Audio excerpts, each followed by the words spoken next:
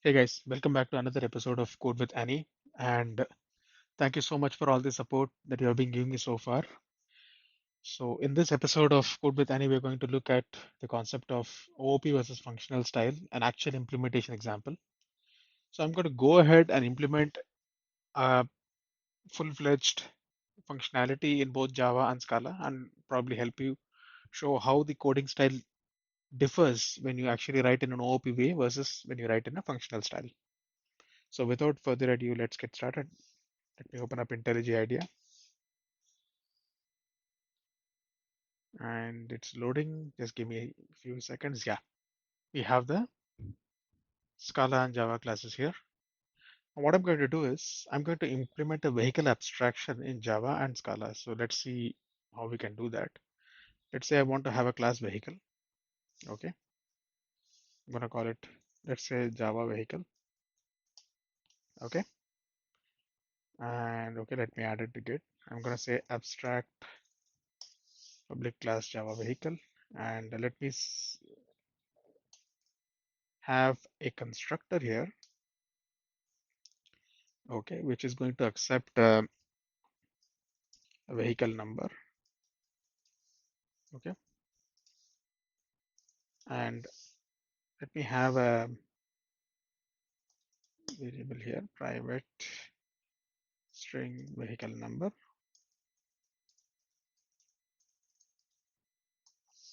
and let me assign that to this one I'm passing now. Okay, so this is done. Now what I will do is I'll go ahead and implement some abstract methods here. Abstract mm,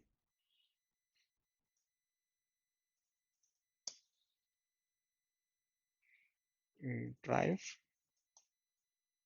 Okay, abstract string park,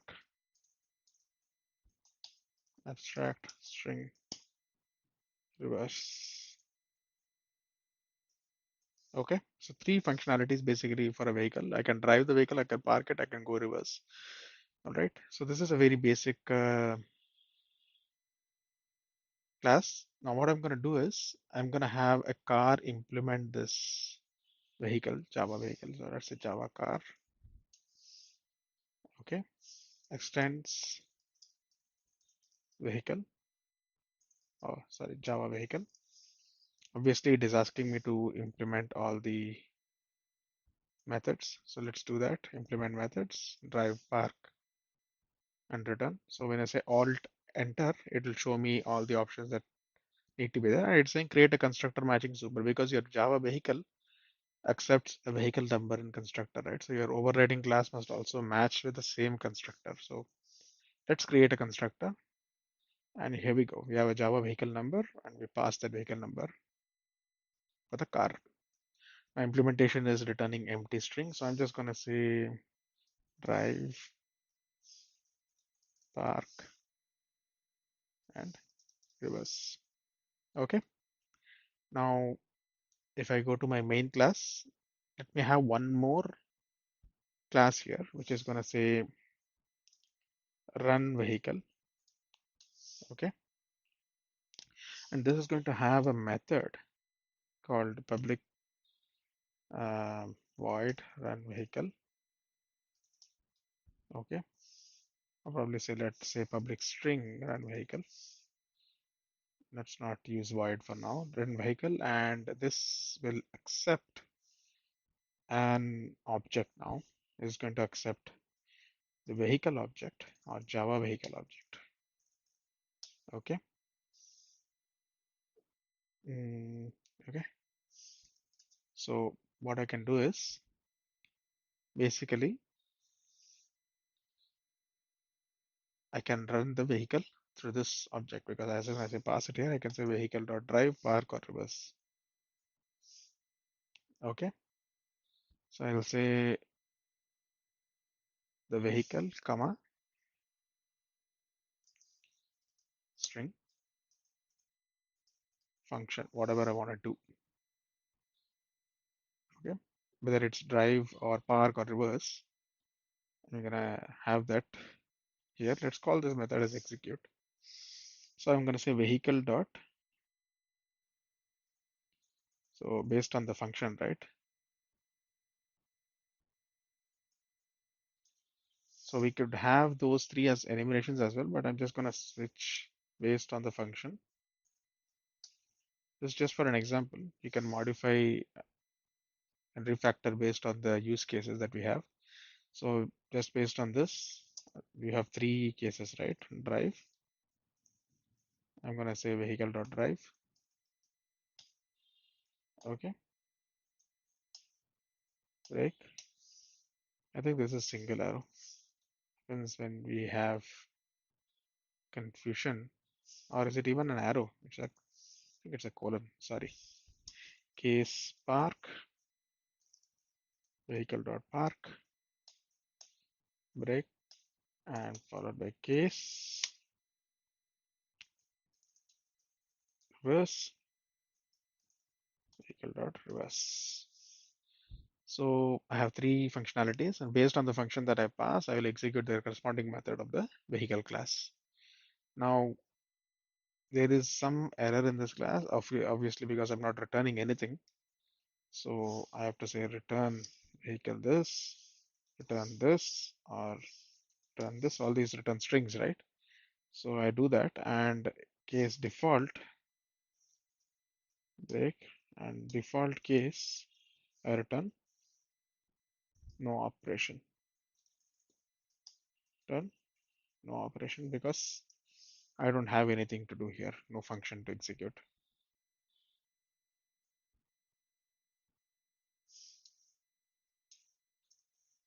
Default, why is it crying here? Oh, because I have a return statement here. Okay, okay, got it. So that's why it's crying. Okay. So let's solve this thing. Because we are returning it, it becomes unreachable code after that. So we'll not do that. We'll remove the return statements. And what we'll instead do is we'll have one variable here. Let's call it string operation, string result, okay, which is initially empty. Now my result will equal whatever the functionality is there. Yep, either it's drive, stop, that is park, or reverse, that will get assigned to the result, and that result will be returned back here. So now everything is good. So initially I have an empty string, and I'll go ahead and it's saying even you don't even have to initialize it because anyway you're going to assign one value to it. So it's not going to go initialized. And there is a switch statement can be replaced with enhanced switch. So these are suggestions that your IDE will give you, which you can consider. So let's see what it does. So this is the enhanced switch. So this is a Lambda implementation or a functional implementation within Java. So greater than Java 8, I think you can see such kind of suggestions coming up and you can very well go ahead and use it. This is basically a functional way of writing the same switch statement, right? With case, drive, park, and reverse, and you return the result. And even you can keep it inline and just say return switch. You don't even have to save it in a variable. So this beautifies it quite well. Now let's go ahead to Java vehicle and we have all this information here. Now let's create a class and execute it. So let's say vehicle or Java vehicle space vehicle is equal to new car, Java car. This is permitted. Let me give a number TN04805212. Not my car, just an FYI. Okay, now vehicle dot park driver reverse I can access from here, but I just want to demonstrate something. So let's say you have run vehicle, right? So let's create an instance of run vehicle, new run vehicle, and say run vehicle dot execute vehicle, comma drive. So this is going to return something to me. So that's a string. So I'm going to save it in result and let me print that out quickly. So if I run this class, hopefully no error comes up while I run this. I should see drive. compiling the code. This video might extend 10 minutes, but I'll try to wind it up within 15 to 20 minutes max. And here we have drive. So we have achieved technically the vehicle abstraction, wherein I have a vehicle, I have a car extending the vehicle, and I have a function. I have an implementation class which handles the different functions of vehicle, drive, park, and reverse based on whatever functions I pass. Now, if I want to write it in Scala in a functional style, what I'm going to do is it will be a mix of OOP and functional style. So how it will look is, let's say I have a new Scala class, which I'm going to call as Scala vehicle. Okay, I can keep this abstract, no problem here.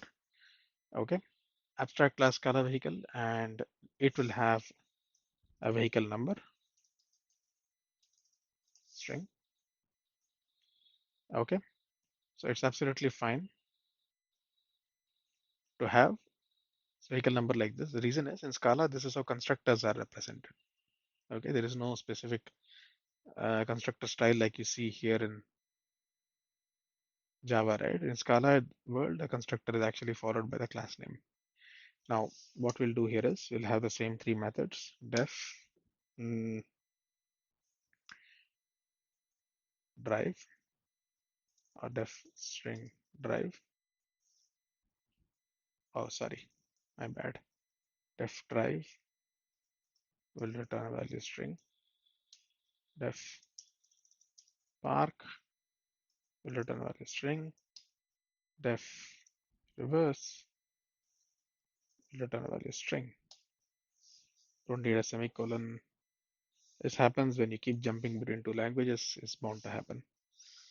Now we have a simple Scala class. Now let's go ahead and create a new vehicle for us. So Scala car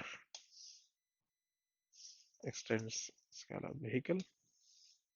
Obviously, it'll ask us to implement everything. So let's implement the members, drive, park, and reverse, while also keeping in mind that, see, you need the vehicle number because your superclass has it, right?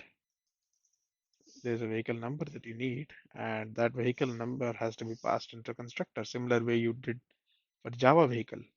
So this particular operation, wherein you have a string which gets initialized with the vehicle number you pass, is translated in the world of Scala like this. In a single line, you have vehicle number here and you pass this vehicle number here, whatever is sent here. This is basically the call, super call, which you see in the Java class. Now you have drive, park, reverse. Let's go ahead and implement another class which is going to help us do this. So let's see, let's just call it drive, park, and reverse. Let's go ahead and implement a class which will do this. So let's call it Scala run vehicle. Okay. And Scala run vehicle will have a method public def. Sorry, we don't need public def run vehicle, or let's call it execute again. Same thing. No problem. Def execute. Now observe the beauty here in Scala. So when you say def execute, let's pass a function here. So we'll call it as action. Okay. And action is nothing but a method which returns, takes nothing, but returns a string. And this whole thing will return, this whole function execute will return me a string. Okay. Now what I'm going to say is just say return action. I'll just call the function that I have passed. So this is called passing functions as arguments. And this is one of the beauties of functional programming style, where you can pass functions as arguments. Note that this can also be done in Java, but generally is not the preferred approach in Java, because in Java, in order to pass a function, you need the concept of reflection to identify what function to pass. And that's a different world altogether, because reflections will have certain limitations of themselves. and generally are not preferred way of using in Java. So for Java, if you observe, you were to pass the entire object. If you look at run vehicle Java, you pass the entire vehicle object, you pass the function that you want to execute, and then you call based on a switch condition which function to execute. But in Scala vehicle, run vehicle, all you have to do is just directly pass the action you want to run and you can run it. So if I were to go to my main class and say val Scala car, new Scala, and I have to pass the vehicle number. Let's see TN0285212. Okay, I say val Scala run vehicle equal to new Scala run vehicle. And I say Scala run vehicle dot execute. I simply have to say Scala car dot drive. Simply just the name. You don't have to put the calling parentheses here like this. This is wrong. You simply have to pass the function itself as a parameter to this function. So passing functions as parameters to other functions. All right. So we don't need this one, but we do need to see the value of this, right? So for that sake, I'm going to put a print line. I'm just saying, and if I run this, I should see drive as my result.